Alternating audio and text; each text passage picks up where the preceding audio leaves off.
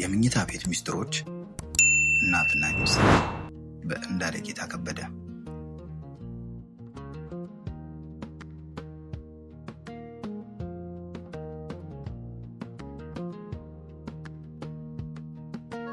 ከወንድ ጋር አግኝቷት እጅ ከፍንጭ ደርሶባት ሳይሆን ራሷ ናት ፈተና ላይ መውደቋን የነገረችው።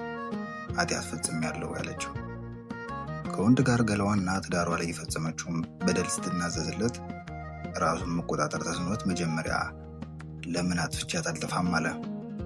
ቀጥለው ደግሞ ትንሽ አደብ መግዛት ሲጀምር ለምን እሷን ወደማላይበት ጥቃቴን ወደማላስታውስበት ጦር ሜዳ አልሄድም አለ።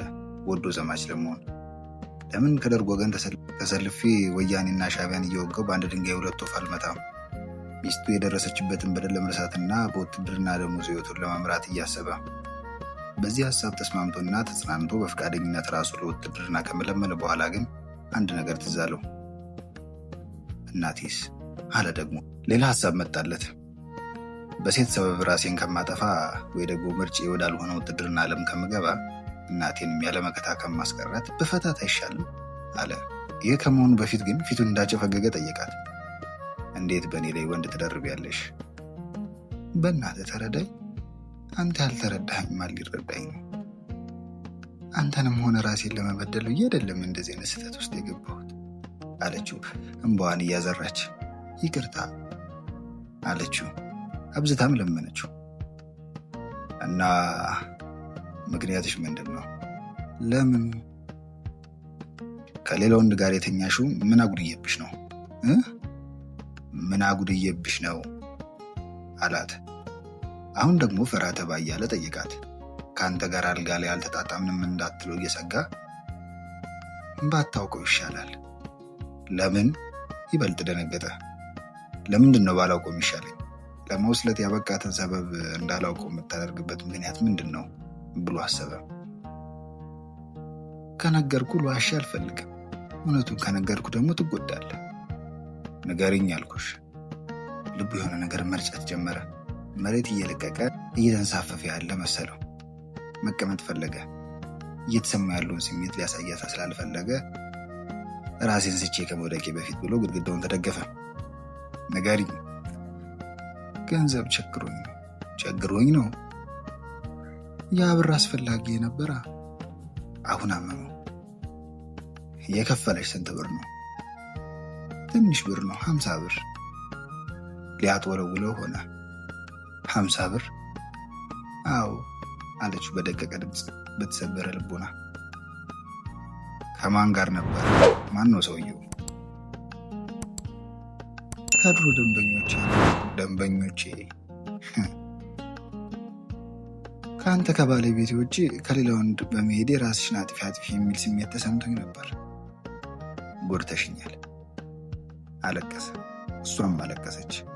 አባበለችው። አይለመደኝም አለችው። የት ተገናኝታችሁ ነው? አረፍተ ነገሩን የመጨረስ አቅም አጥቷል። በእናትህ አትጠይቀኝ። ንገሪኝ አልኩሽ። ምን ይጠቅምሃል? ንገሪኝ።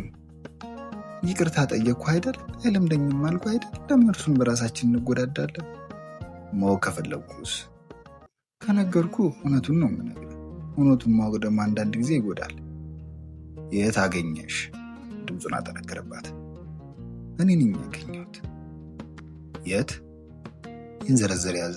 ጥርሶቹ መንቀጫቀጭ፣ ከንፈሮቹን መንቀጥቀጥ ጀመረ። ቤቱ ሄጄ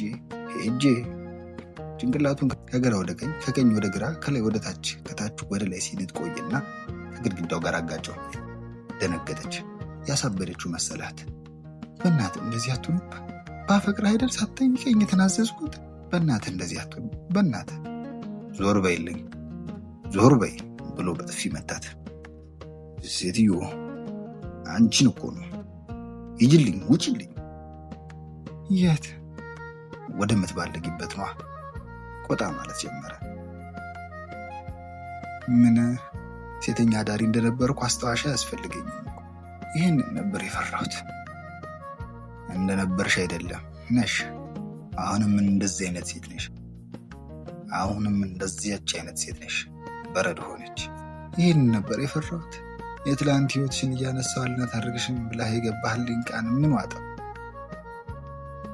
ለ50 ብር ብለሽ ገላሽን ስትሸቀይ ምንም ያልተሰማሽ ስርዓት ያዝሽ።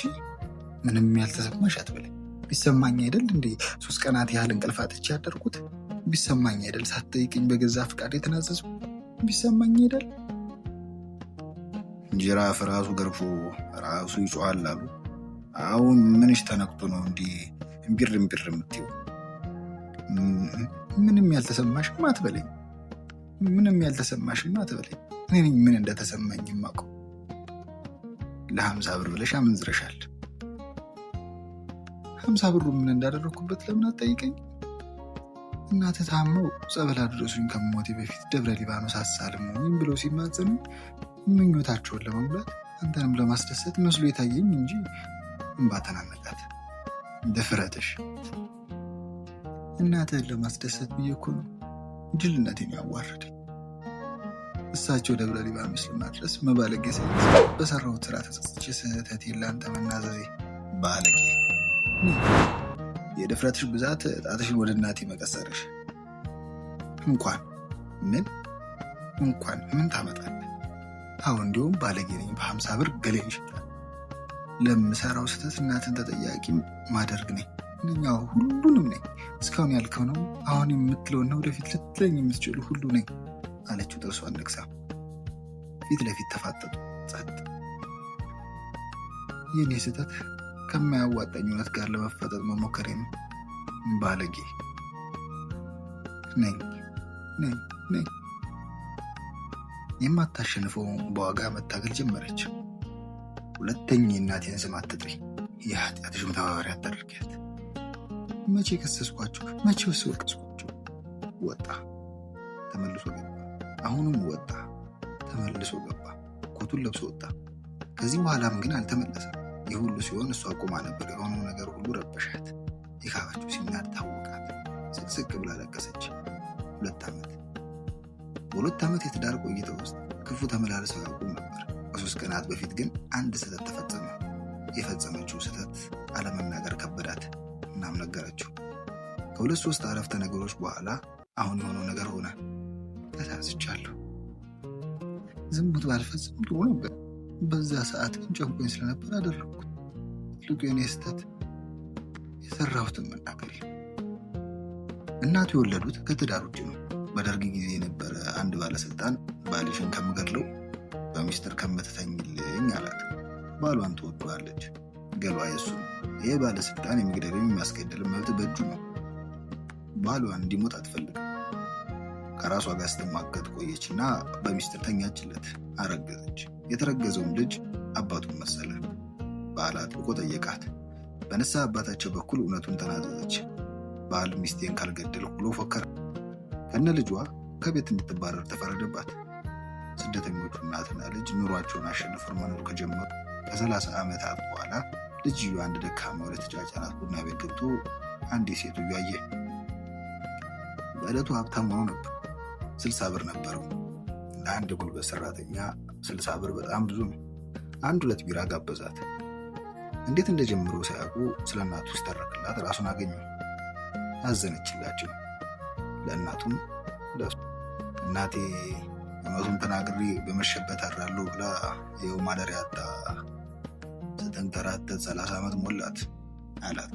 ሳታስበው ከተቀመጠችበት ተነስታ እቅፍ አድርጋ ሳመችው። በደጆቹ መሃል አይዞህ እሺ ተገዘች። በሁኔታዋ ሲገርም ቆይና እኔ ከተሰማኝ በላይ ያዝንሻል፣ ልብሽ ተነፍቶ ነው ብሎ ጠየቃት። እውነተኞች ያሳዝኑኛል አለችው። ተለያዩ። ሌላ ቀን መጣ። ድንገት በጨዋታ መሃል እናትህን አስተዋውቀኝ። ወይ አስተዋውቀኝ ያልኩህ እንዴ? በራሷ ሳቀች። ከርቀት ያችን አስብለህ ታሳየኛለህ? አንድ ቀን ሰፈር ወደሚገኝ ሱቅ ደጅ ደርሳ ስልክ ደውላ እባካችሁን ከጎረቤት ጥሩልኝ አለቻቸው።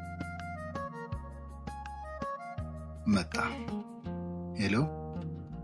አቤት። እንዴት አደርክ? እየቀለድሽ ነው አላት ለመሳቅ እየሞከረ። ምን ነው? ከ30 ደቂቃ በፊት እኮ ደውለሽ እንዴት አደርክ ብለሽኝ ነበር እኮ። ነበር እንዴ? ድንገት አለች። ብለሽኝ ነበር። አይገርምም? ልደውል መፈለግን እንጂ እንደደወልኩ ረስቼ ነበር። እየወደድኩ ነው መሰለኝ። ቶሎ ቶሎ አግኙ ይለኛል። ከዚህ ቀን በኋላ በሁለቱ መካከል አዲስ ምዕራፍ ተጀመረ። ተፈቃቀሉ። ልቧን እንደሞላው እርግጠኛ ስትሆን የቡና ቤት ህይወቷን ርግፍ አድርጋ ተወችው። ከምንም ነገር በላይ ደግሞ ጋብቻቸው በእሱ እናት ዘንድ ሞገስ ያገኘ መሆኑ ማመኗና ማወቋ ልቧን አረጋጋው። ለ2 ዓመት ቆዩ። ፍቅራቸውም ትዳራቸውም የሚያንገጫግጭ ነገር አላጋጠማቸውም። አዲስ የተለየ ምዕራፍ የተከፈተው ዛሬ ነው። ይህ መንገድ ወዴት እንደሚያደርሳቸው አይታወቅም። ረበሻት። የት ሄዶብኝ ይሆን? የእሱ ሕሊና ተረብሾ ነበር።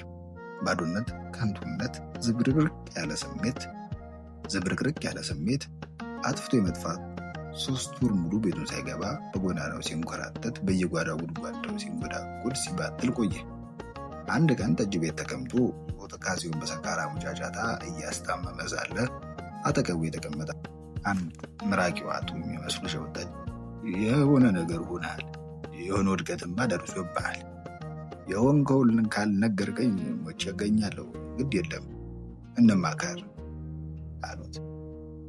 ከብዙ ደጀ ጥናት በኋላ የደረሰበትን በደር የተረከላቸው ያዘ። እሳቸውም ከዚህ ሐሳብ ውጣ ከዚህ ሐሳብ ውረድ ሳይሉት ከሆነ ነገር ጋር የሚተካከል ታሪክ ነገሩት። ፊታውራሪ ሀብተ ጊዮርጊስን አታውቃቸውም? እሳቸውን የሚያውቅ ኢትዮጵያዊ ካለ እንዳልተወለደ ይቁጠረው። ፊታውራሪ ሀብተ ጊዮርጊስ ድነግዴ አባ መላ ሌላኛው ስማቸው ነው። በአጤ ምኒልክ ዘመን በሕይወት የቆዩ ፍትሐ አባት ከዕለታት አንድ ቀን አጋራማን ብለው ቤት ያፈራውን ለመቀማመስ ወደ ቤታቸው ሲገቡ አንድ ያልተለመደ ነገር አዩ። ያዩትን ነገር ማመን አቅቷቸው ባለቤታቸውን የፊጥኝ ታስራለች። ምን ሆነሽ ነው ሆዴዋ አሉ ተደናግጠው። አባ መላ ባለቤትም ዝም አንገቷን ደፍታ ጸጥ አለች። እናንተ ሰዎች ማን አባቱን ወደፍሮ ሚፊጥኝ እንዲያሰራት? እኛ ነን አባ መላ አሉ አንዱ ታማኝ አሽከሮቹ። ምን ተፈጥሮ?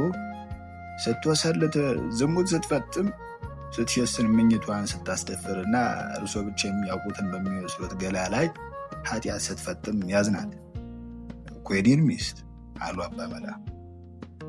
እጅ ከፍንጅ ይዘናታል፣ ምላሳችሁን እርሶን ለመዋሸት የሰለጠን አይደለም ይሏችኋል። ሚስቴን ከማን ጋር ነው የያዛችኋል? አባ መላ አባ መላ የሰውየውን ማንነት መናገር የእርሶን ክብር ማዋረድ ይሆንብናል ብለው ሊቀጥሉ ሲሉ ሰውየው ማን ነው አሉ በቁጣ። ከአሽከሮቹ መሃል አንዱ ጥጋበኛው ሴሰኛው ነው። ሰውየውን ይዘነዋል፣ ሁለቱም መኝታ ቤት ላይ ደርሰንባቸውን ያሰርናቸው፣ እሱ አንድ ክፍል ውስጥ ቆለፍንበት አሉት። አሽከሮቹ በቁጣ እየተንጠቀጠቁ አባ መላ ያሰላስሉ። አሽከሮቹም ከፈለጉ ሁለቱንም በጎራዴ ይቅሏቸው ወይም ስቅላት ይፍረዱባቸው፣ ጉላ መንዝሮች የሚራራ እንጀት የለውም አሏቸው። እስቲ ሁለቱንም ማምጧቸው። ይዟቸው መጡ። የታሰረውን ሰንሰለት ከዲያቸው አላቀቁላቸው።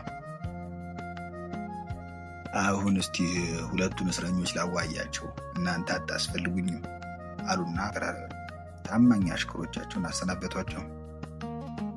ሚስታቸውንና አሽከራቸውን ደግሞ ለብቻ ጠየቋቸው። ሐሰት ያልተቀላቀለበት ወሬ ለማውራትም ተስማሙ። ድንገት ተገናኝታችሁና ጊዜው ስሜት አሸንፏችሁ ነው በአልጋ ላይ ማገጣችሁ? መቼስ እውነቱን ብቻ ልናወራ ተስማምተናል። ድንገት ጊዜው ስሜትም ጥሎን አይደለም፣ እውነቱን ማውራ ካልን ሁለታችንም አስበንበት ነው መለሰች ሚስት። ካንቆርጠን ቦታ መርጠን ነው እንጂ ድንገት አይደለም ተገናኝተን የወሰለት ነው። ከልብ ተዋዳችሁ ተፈቃቅዳችኋል አሉ ጥያቄዎቻቸውን ረግጠው። አዎን አባ መላ። በድብቅ ስትገናኙ ምን ያህል ጊዜ ሆናችሁ? ኧረ ዘመንም የለም ሰነባብተናል ነው አሉ አባ መላ። አንዋሽ ከተባለ የሆነው ነገር እንዲህ ነው አለች ሚስት። አባ መላ እስረኞቹን ለቀቋቸው። ወዲያውኑ ለ30 ሰው በቂ የሚሆን እራት እንዲዘጋጅና የተከበሩ መሳፍንትና መኳንንት ጥሪ እንዲደረግ ትዕዛዝ እንዲተላለፍ አደረጉ። ሰዓቱ ሲደርስ ጥሪ የተደረገላቸው እንግዶች ቦታቸውን ሲይዙ አባመላ የመክፈቻ ንግግር ቢጤ ያሰሙ። እንግዲህ ስለመጣችሁ አመሰግናለሁ። ይህ በይፋ የልወጣ ትዳር ነው። አሁን ጋብቻቸውን በይፋ እንዲያከብሩ ፈቅጃለሁ ይልና ሁለቱም ሙሽሮች ማስተዋወቅ ይጀምራሉ። ከታማኝ አሽከሮች መካከል አንዱን ሚስት ከሀገር ያወቃት ፀሐይ የሞቃት ባለቤታቸው ያለ አጃቢ ያለ ሚዜ ሰርጉ ተጠናቀቀ።